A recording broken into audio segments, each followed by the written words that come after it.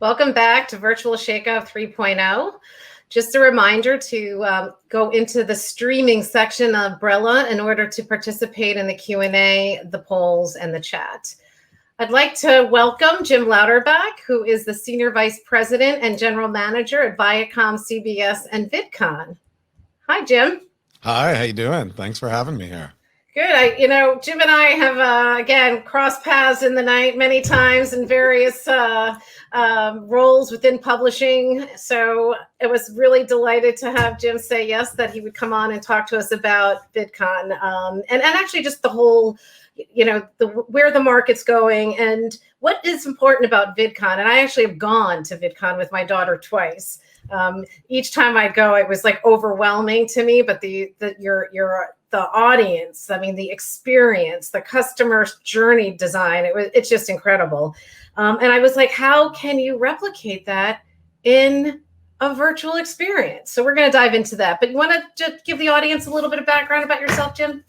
Sure. Yeah, I'm a media background, but also a technology background. I kind of fell into media, worked at magazines, websites, helped launch a cable network called Tech TV, ran an early online video multi-channel network called Revision 3 that I sold to Discovery, and have been working at VidCon. Been working at VidCon for the past 5 or 6 years. Before that, I sponsored it and spoke at it. So long history with the event. Okay, excellent. And just for the viewers out there, one of the things about VidCon that I just found fascinating from an event standpoint, i.e. the business of events, is that it was this 3-layer event, like a 3-layer cake.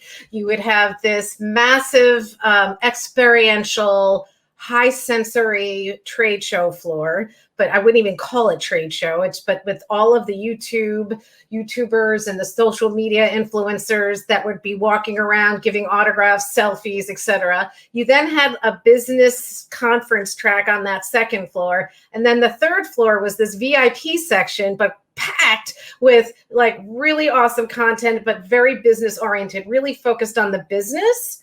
And the middle floor was more on helping the influencers. And then you had that general public. So just an incredible mix. With that, let me roll back to that part about experience, right? Part of VidCon's allure is the experience, which really is a sensory experience in person. And how have you approached this now with virtual? Yeah, look, we are really, when you think about that sensory experience, we call ourselves the magic of online creators in real life. So online creators being YouTube, TikTok, Snap, Instagram, whatever creators. And real life is such a key part of it, right? But over the last year, real life has been this. It's been Zoom calls. It's been, it's been sitting at home and wishing we could go out to the rest of the world. So what we did when we thought about going all digital, which we actually did starting it last year in June, was we really had to rethink, why do people come to the event? What are the key things they get out of it? For each of those 3 audiences you talked about.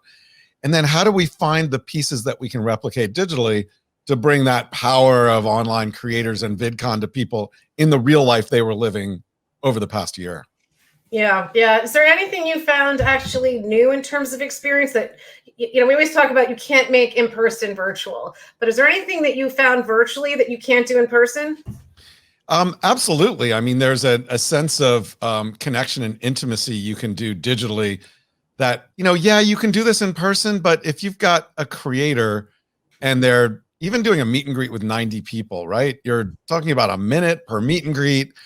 Whereas when you're doing something like this, if I'm sitting talking to you, it is in many ways a little bit more authentic than talking to a group of 100 people. So you can have a more sort of in-depth kind of emotional discussion and then translate that out to other people than what you might get on a big stage with, 500 or 1,000 or 10,000 teens running around.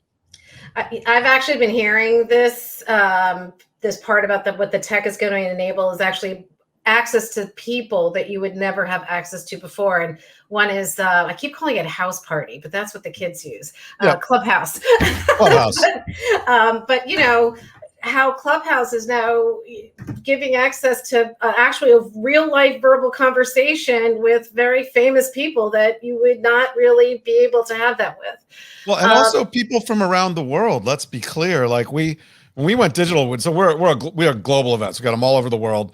And we originally thought when we went virtual, we would just do the US, but we had people coming in from 150 countries and actually interacting with each other. And you can also create a 24/7 persistent experience, which we did with Discord, where anybody can drop by any time of the day or night and chat with somebody else about something they're interested in. Can you tell me about Discord? Because I got an email and I saw it. I didn't have time to read it before this session, but what is Discord? Okay, so you'll get this. You're OG enough. Remember CompuServe and AOL and those threaded message forums? Yeah. That's basically what Discord is. You can set up your own server. You can set up areas where people can have threaded text-based discussions asynchronously or synchronously if there are enough people in there going fast enough. But you can also do voice. So it is a private area. It's grouped. It started out with gamers, but like we built one where people can come in and chat with each other, text chat or voice chat. There's lots of others based around lots of different interests. But the key is it is a private area where you can connect with other people. And you as the server owner can kick people out for being bad. You can bring people in, you can give them things, and you can build a great experience just with the people you want there. So it's essentially enabling your audience to go in and actually host their own event in Discord. They're in charge. How is the usage going with this? It's good. It's about 20,000 people right now that we've got subscribed to the server. And this is just out of our virtual stuff. Our plans are, when we start selling tickets again for our events this fall, we're going to create some Discord areas inside of our server where buy a ticket, get invited to an area where other people who purchase tickets are, and you could actually start forming relationships and connections before you get to the event. And I know, like, for example, we work with Brella also to network with people at our events on our industry track, but generally we don't open it up till a week or two before the event. With Discord, our server is always there. Buy a ticket, and as soon as you get that ticket, you can go into it. And I don't know if we want to create a public area or a private area. It's probably be public because we're mostly public with everything. But go in there and start talking to other people who are going to the event as well and start making connections and chatting about what's going to happen and get excited, in the lead up to the event. I love this. Wow. That's a phenomenal strategy. Because I don't know if you saw Diane Schwartz session with me, but I've been hearing this over and over, is the script in terms of the equation of what events bring to the table is flipping. It's used to be content, blah, blah, blah. It's networking, collaboration, engagements. And if you're enabling people to meet beforehand, I mean, how wonderful is that? I love it, love it, love it. Yeah, it's community connections and then content last, right? So yeah. What's the community? Can you be part of the community? Can you connect with people in the community? And then can we use content as that underlying thread that pulls you together? That is the thing that you have in common with other people. Oh yeah, absolutely. Well, let me ask you another question, because your target audience, and I could be wrong about this, but just because of my daughter and how she was so into it, but Gen Z is a core part of your audience, right? And they are our next generation of workers, professionals. What do you notice in terms of the difference between marketing to them and getting them to engage versus, let's say, your standard, next, millennial or Gen X? Well, one of the things that I think is interesting is that, and you probably see this with your daughter, is the lines between IRL and URL in their brains are blurred. So I think about that real life versus online. For you and I, it's blurred a little bit over the past year where, Zoom calls, it's not really real. But for them, hanging out with friends in a virtual space is essentially equivalent to hanging out with friends in person. Now, they understand the difference, but the value that they get and the connections they make in these virtual spaces are as powerful and as persistent as what happens in the face-to-face spaces. So when we think about marketing to Gen Z and when we think about creating experiences for Gen Z, we think about how do we blur the physical and the virtual spaces together so that they can create those connections and experiences, because for them, they're different, but they're not nearly as different as they are to us. I think absolutely. Sorry, my daughter just got home, and my studio is her room. Nice. So anyway, and she'll be excited to know that I'm speaking to you.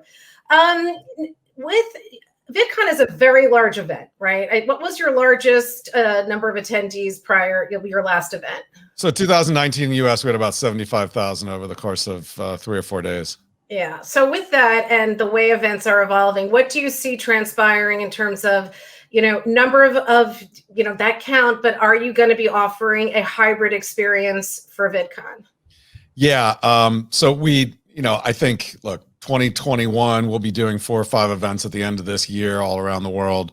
We don't think we'll be back up at the levels we had in the US or grow at all from that. But we do think that 2022, 2023, it's going to be huge. But as far as when thinking about virtual, we absolutely are creating experiences and ways for people that can't come to the physical event, for time, distance, health, and money reasons to be connected. So, and it starts with, as I said before, Discord. It starts with the virtual sessions that we do now every week, multiple sessions a week, which we call VidCon Now, that are free, that engage people around the calendar. At the event itself, we're taking 4 or 5 of our biggest stages and creating a virtual ticket so that you can, and it's less expensive than our face-to-face ticket, so that you can participate in all the great performances and sessions and Q&As that we're doing. But also, and we haven't figured out exactly how we're going to do this, but we're going to come up with ways to integrate the IRL and the URL audiences in a way that feels natural, not forced. Mm-hmm. And then after the event, because as you talked about, we have a lot of B2B stuff. So we have great workshops and panels and fireside chats and keynotes and seminars, and we're going to record all of those and then make those available for people to watch on demand later. So those 3 things, like always there with some sessions, a virtual version so that you can experience it at the same time as the people who are there in person, and then the ability to go back and watch the educational and learning and strategic content afterwards.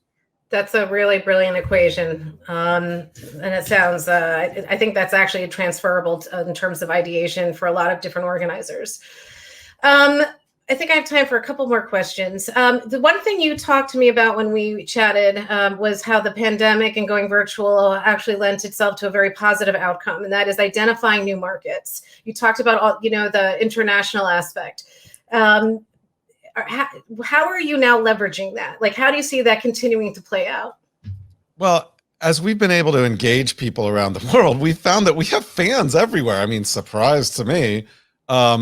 When I started running VidCon, I ran the industry track first, that business track, and then came in to run everything about 4 years ago. And I said to the team in our strategic plan, I was like, I want to have a VidCon on every continent in the world, except Antarctica, because TikTok isn't there yet.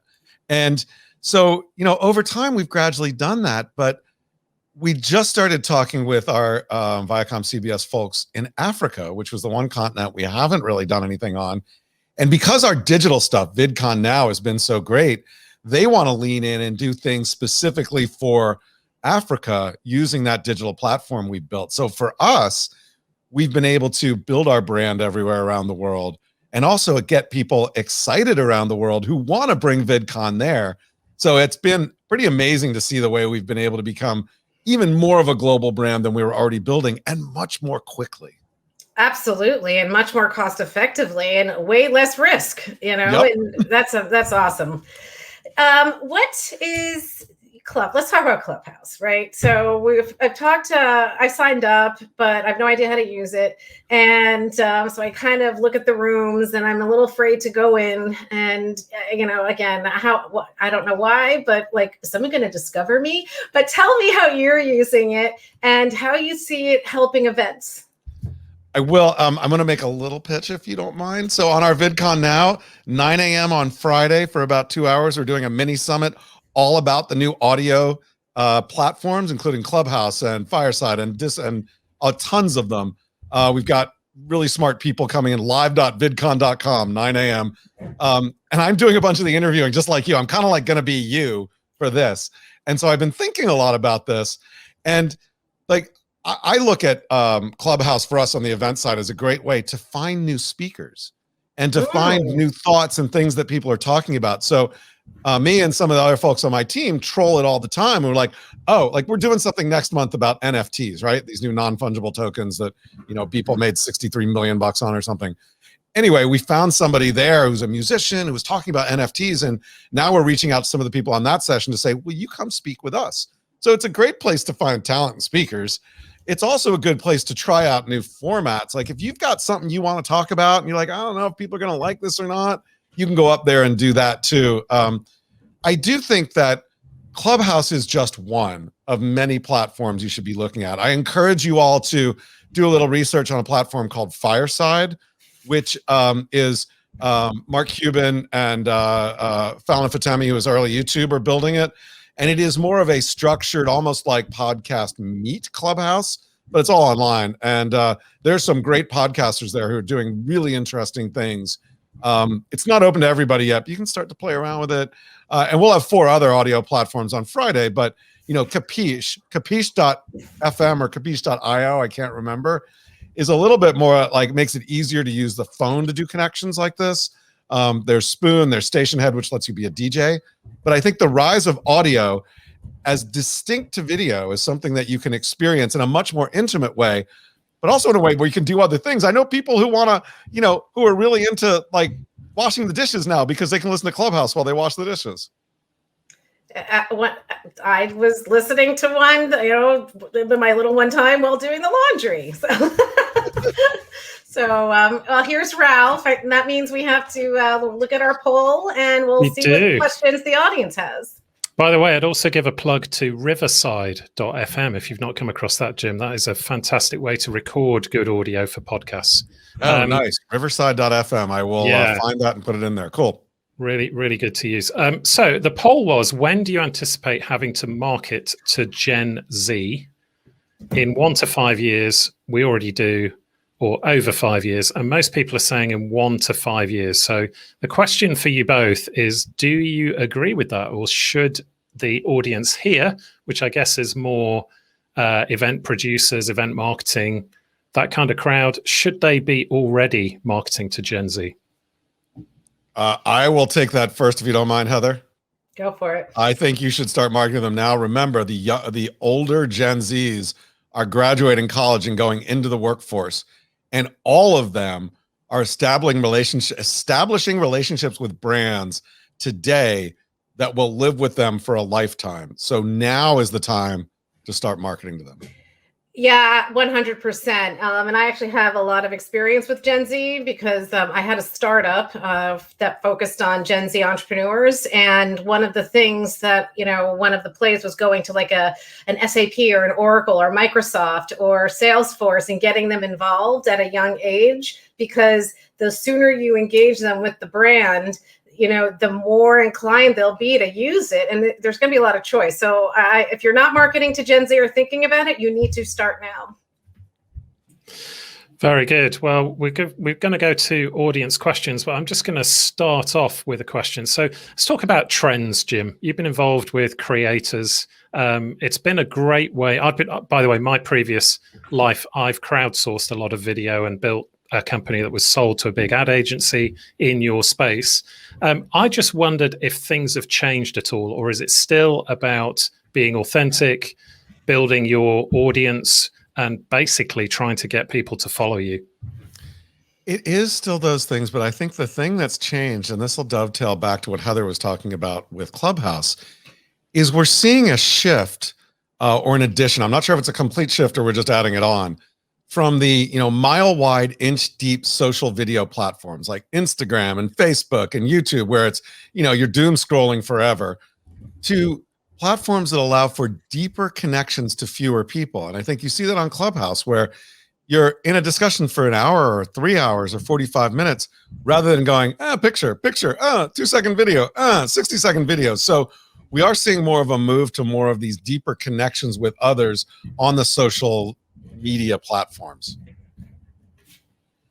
Yeah, and I think it's also interesting how people are using Clubhouse. I was really taken with your idea of access, because for me, that's virtual events as well, and to a certain extent, hybrid events. I mean, yesterday, I was very fortunate to be streaming Erin Brockovich, so of course portrayed by Julia Roberts in the film. I've also met astronauts, some of my musical heroes. This has all happened during lockdown. And obviously, we're in a privileged position because we're live streaming a lot of these shows. But I think if you reflect on just making contacts and networking, which is the core of what Brella is, you never had it so good, did you, in terms of connecting with people? Yeah, I agree. You can connect to people all over the place. And it's really interesting kind of access you can get. I mean, yeah, Elon Musk was on Clubhouse. There's no way you're going to get on stage there, but there are opportunities to really have a discussion and listen one-on-one with people you thought you'd never be able to. Yeah, I think it's also about the quality, isn't it? And I'm listening to your microphone. Is this a Shure microphone or a? No, it's the Rode Procaster. Rode, but yeah, it's plug for Rode. Put your affiliate link below. Well, I will say we've done VidCon. No, I don't have an affiliate link, but we've done VidCon in Australia for a few years, and so I like to support Rode and podcasts and Blackmagic because they're great companies from Australia doing good stuff. So it's awesome.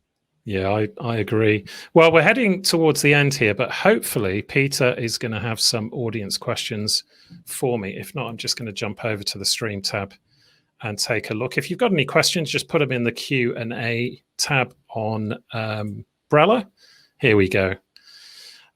So somebody's asking here, will you break up your events to fit with time zones? This is a really good point, actually. We're seeing a lot of people running events or trying to run them 24/7.